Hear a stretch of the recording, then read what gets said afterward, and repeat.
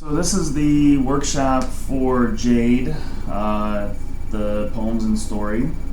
They're tearing up the asphalt on the street right outside my house right now. So there's a lot of construction noise. So if it actually shows up in the video, I apologize. It's annoying me. So anyway, just a little quick note to the side. I hope everybody's well. Hope everybody's healthy, everybody's family, loved ones healthy. In sad news, Bill Withers just died, probably of old age. He was 82. They said it wasn't corona related, but John Prine also died, and that was specifically because of the coronavirus. So we just lost two musical legends. So anyway. Let's start with, let me see. We'll start with the poems here, and then I'll move to the story. Because actually, in terms of drafts, the poems and the story were actually pretty good. They definitely felt drafty, but in general, they were doing, as I always like to say, they were making the right mistakes, and that is something that is really important to focus on, okay? Making better and better mistakes in your writing so that your drafts incrementally get better and better and better. So therefore, like your first draft is always going to be a disaster. Like just accept that. And it's going to sequentially remain a disaster, okay? Up until about, I'd say draft 4 or 5. And that's when you're starting to really get your, fingers around the subject that you're trying to write about. Okay, so because the first poem is about the sun, we can't call it Sunny Days. Like I said, the title has to relate somehow, metaphorically or thematically, okay? But it shouldn't just basically say what the poem is about, okay? So that's one thing to think about with titles, okay? For example, I'm just going to show you, I'm just going to look around on my desk at random things, okay, and just say, try to link these as titles and just see if any of them kind of spark, okay. Here we have tax returns, so tax return. The sun came out today. You see, that starts the poem off in a very different space than just saying sunny days, okay. Let's see, postcard. There's a postcard from a friend. Postcard. Once again, see, we have tax return versus postcard. Starts it off in a very different way. Grading ledger. Okay? That starts it off in a very different way. Book of passwords. I have so many different accounts and stuff and passwords and pins. I have to put them on a book. Okay? Business card, right? Copy of the Gettysburg Address. Why do I have this on my desk? You'll never know. Application form. Silver dollar. Eagle feather. Right? Each one, a cup of pens. Right? Each one is gonna start the poem off in a very different kind of trajectory. Okay? It starts off with a very different tone. So this is one thing that I want everybody to think about, okay, when they're revising their poems. Like I said, most titles don't survive workshop for a reason, because you're putting that title there as a placeholder until you figure out, right, the kind of thematic aim that you're taking the poem in. Okay. Now, what I'm going to do, and what I tend to do with, especially with poems, is I just cut them up and then reread them. Okay, now it's always incumbent upon the writer to kind of, follow along. Like I said, with the video being recorded here, you can just pause it, the authors can just pause it and, try to transcribe these. Now, I'm not saying that I want you to write the poems exactly like I'm saying. What I'm saying is that I'm taking my experience in writing poems and reading them and teaching and workshopping, okay, and I'm trying to see the poems as I would see them, or I would break the lines were this my draft, okay? And this is something that I do to my own drafts, okay? So I go in and just cut things and just rearrange things, just to kind of see if anything solidifies, right? And like I said in class, and I say this in almost every poetry class, one thing to think about in the structure of your poem is if you can move a stanza, if you can move any of the stanzas around or jumble them up and it doesn't really change what the poem is doing, that means that the structure of the poem hasn't quite figured itself out yet, okay? So that's, in this poem I would argue that you could move most of the stanzas around except the last one and probably have the same poem, okay? So here's what I came up with, and I'm going to comment as I go through. Now, different title. The sun came out today. End stop. Its beams glistened my dark brown skin. How about this? Its beams glistened my dark skin brown. Okay, so therefore it's making the sun kind of active. Okay. Comma, break the line. Warm honey caramelized to perfection. Period. My body rested. Period. My mind wandered away. Now, wondered or wandered, either way, that verb needs to change. It needs to do something a little bit different, right? Of course, the mind wanders and the mind wonders. Okay, so that's the a part in that line where you can change that verb and reassociate mind with something else. Okay, then you have stanza break. The heat of its rays are hard-working days. Period. Break. When I say period, I typically mean end stop and then break the line anyway, so I shouldn't have to say break. Okay. The heat of its rays are hard-working days. I wanted the sun to be erased. My scrunched feet, a symphony. So gently covering my eyes and praying for salvation. It was the first time I ever understood, it's the first time I understood that the sun rising was a, now don't say everlasting sign of hope, okay? That's too easy. It's too obvious. The sun, okay, light. The sun is probably the oldest metaphor that we have outside of death. Light, vision, life, dark, right? Death. I mean, those are the two central kind of metaphors that almost all literature is centered upon. Okay, so you can't really use sign of hope. So change that. Create a new association.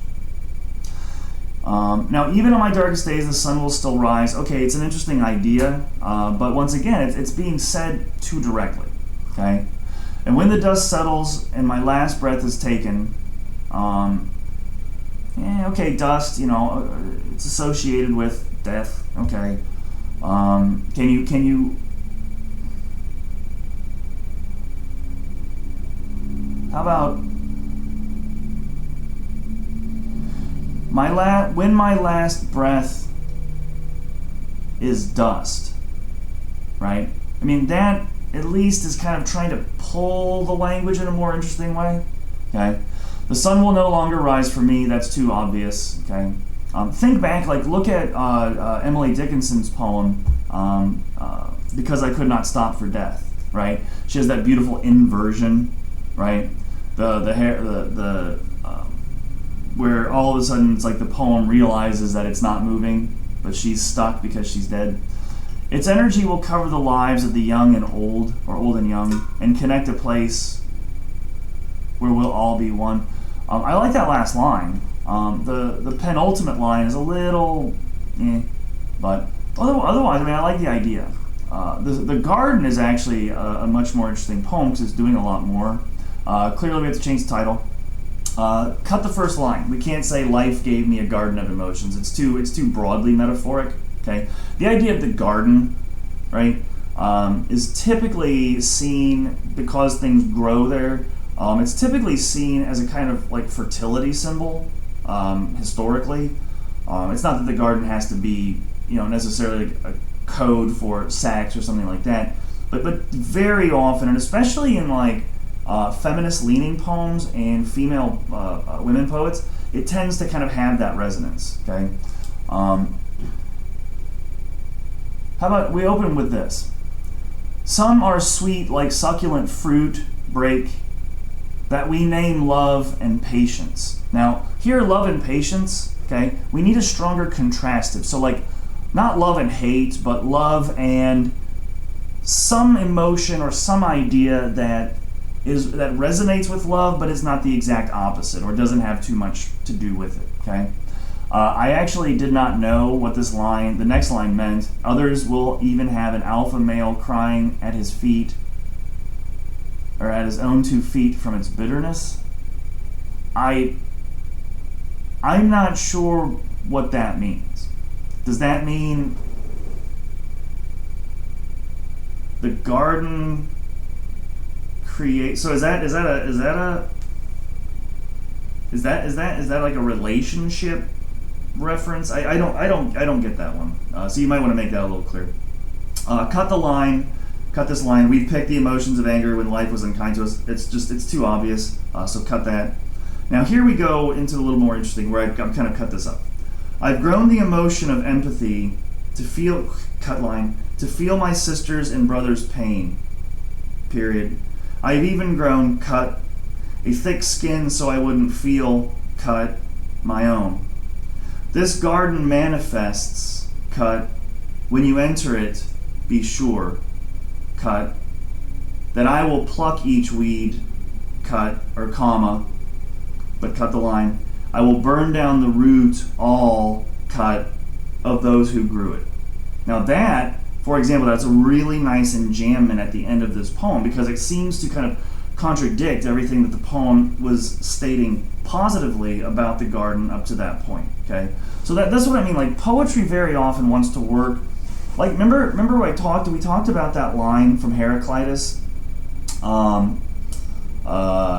Palintonos akos per kosmu akos per, I'm sorry, Palintonos harmonia kosmu akos per lupus kaitoxin, right?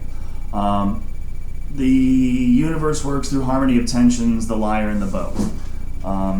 So the lyre and the bow are opposites, but they're not obvious opposites. Okay, so they each have a string that plucks. We can pluck. They can each make noise.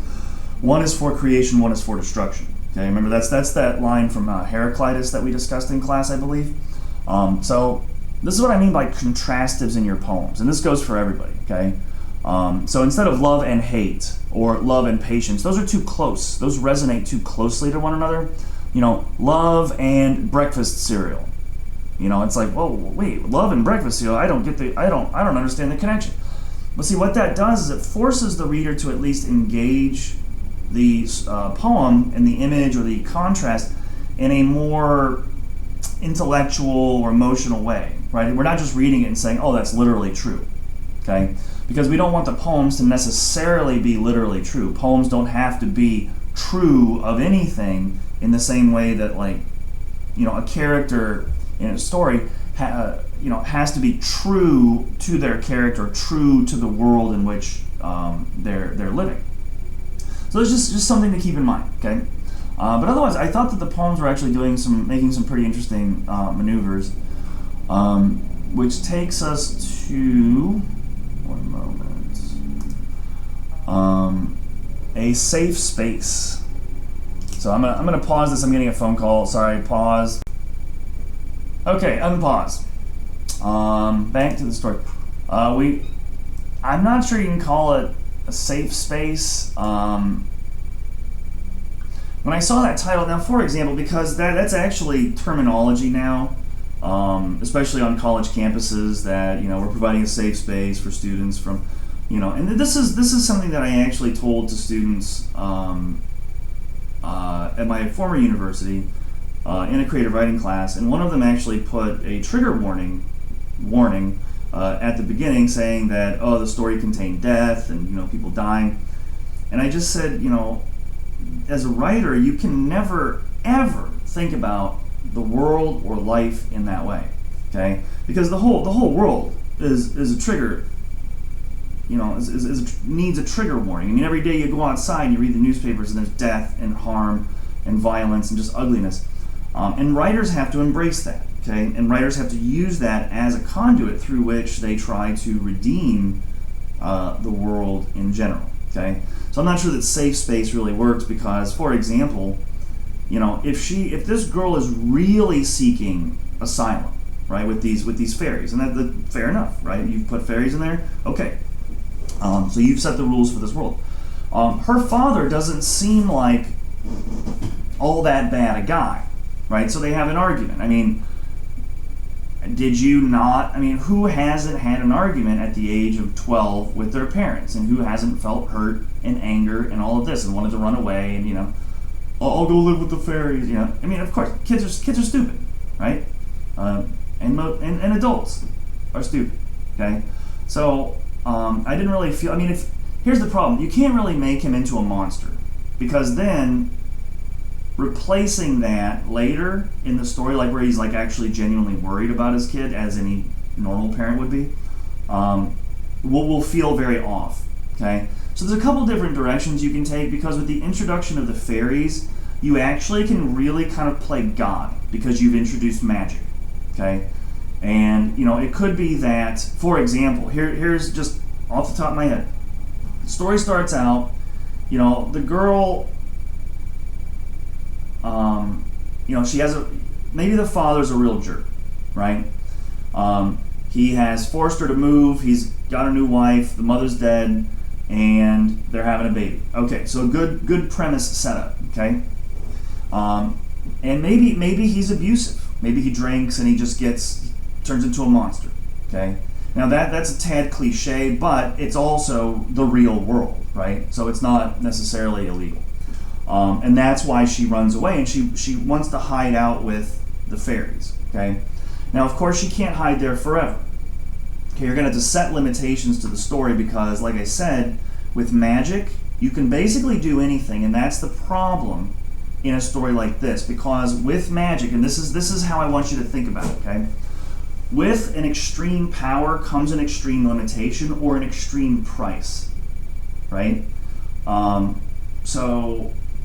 Think about, for example, like Pet Sematary, the book by Stephen King. The original movie is actually better. The new movie's terrible.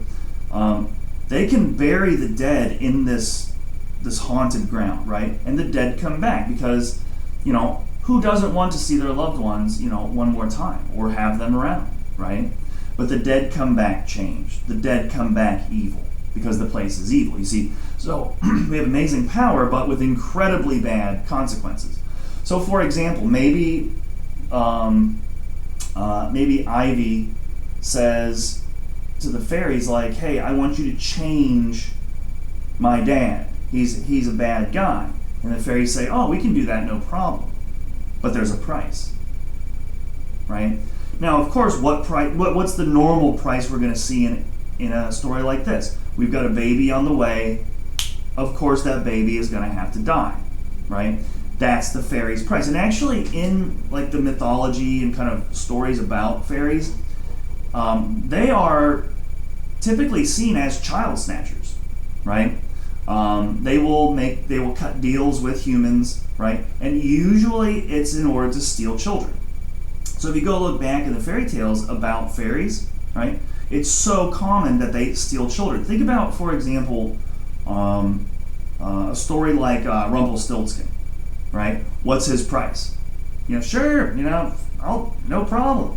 But when you have a baby, that's mine, right? So it's always like this kind of fertility gambit or gamble, sorry, that's being risked. Okay, so maybe it's that Ivy will have to give up her child later in life, right? So you could actually have a flash going back and forth. I'm not sure you want to jump that far in time. So the story is actually pretty well done, but it fits only as young adult literature. Now here's the problem with young adult literature. You've got three basic plot types. You've got maturation, metamorphosis, and transformation. I think I've mentioned this in other lectures. Now, in that sense, Ivy is going to have to learn something. I think this is closer to a maturation plot. She's going to have to learn to abide, right, her new stepmother. Like that'd be a hard thing for, I think, a 12-year-old kid, right? That'd be a real hard thing for them, and it is, okay? So that could be part of the maturation plot.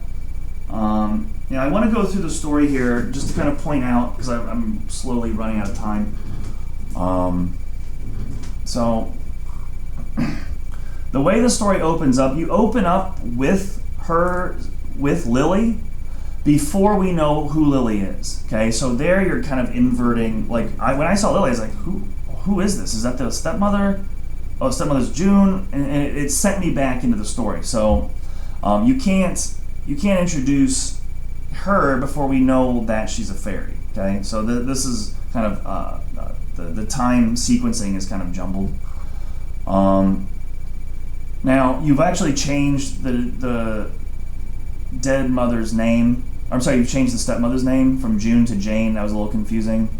Now, on page 1, understand what her father saw in Jane. To her, Jane was just a painter who wore. Now, that description is okay, but you have a lot of point of view shifts. Now, depending where this takes place, because the setting doesn't, like I said, the setting doesn't have to be necessarily, Nassau Street in Nassau in the Bahamas, but here, if this is in the Bahamas, which is kind of the default setting that my mind goes to, are there local myths in the Bahamas about fairies or, kind of superstitions about these things? Because if so, you could use those. And that might be an actually interesting kind of cultural reference.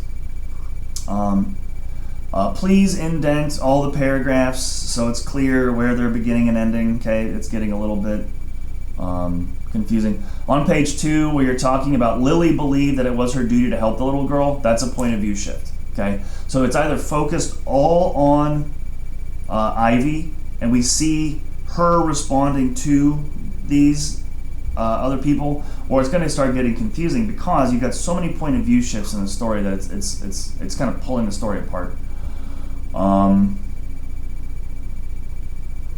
Page 3, just watch out for punctuation and grammar stuff. Like I said, this is the first draft, but by the end draft, I would hope that the grammar and just Ivy, nice to meet you. My name is Lily. There's like 2 different sentences in there. Misspelling your Y-O-U-R versus Y-O-U''re. Now, like I said, what is the price that she pays for staying with the fairies? I mean, the fairies might offer her something like, hey, you can stay here forever. And then she has to start making choices with consequences. Right now, she just runs away and there are no consequences, right? Is it that once she leaves this place, she can never come back? Think about all the fairy stories that you've ever read or seen. Those kinds of stories have these kinds of, consequences in them because the fairies wield incredible power, okay? But with that power comes consequence, okay? Think, for example, this Leo who can see forward and backward in the future, that basically makes him God, okay? So if she wants to see the future, what price is she going to have to pay? So that's what I want you to think about in this story is consequence, okay? When the lion lies down on her, that would crush her. On page 4. On page 6, you've got a point of view shift. Back in Hartfield, Ivy's father and his fiancée were distraught. Point of view shift. Maybe Ivy wishes that the baby was never born, right? She's like, I don't want this baby, but then she realizes, okay, that's actually evil. So she learns something from that. Okay, what is she going to have to give up for that to become true? See, my major criticisms of this piece are more with trying to get it to establish plot, and plot is usually established by what the character wants, and then what the character wants has to be directly related to causal sequencing. Like they do something, good or bad, that causes unintended or potentially unforeseen effects. Okay, so that's where I want you to aim this story. The storytelling itself here is actually all pretty good. Okay, which brings me to, there's a point of view shift on page 11. Leo looked at the girl's face. He was devastated. Ivy could not see. Blah, blah, blah. That's a point of view shift.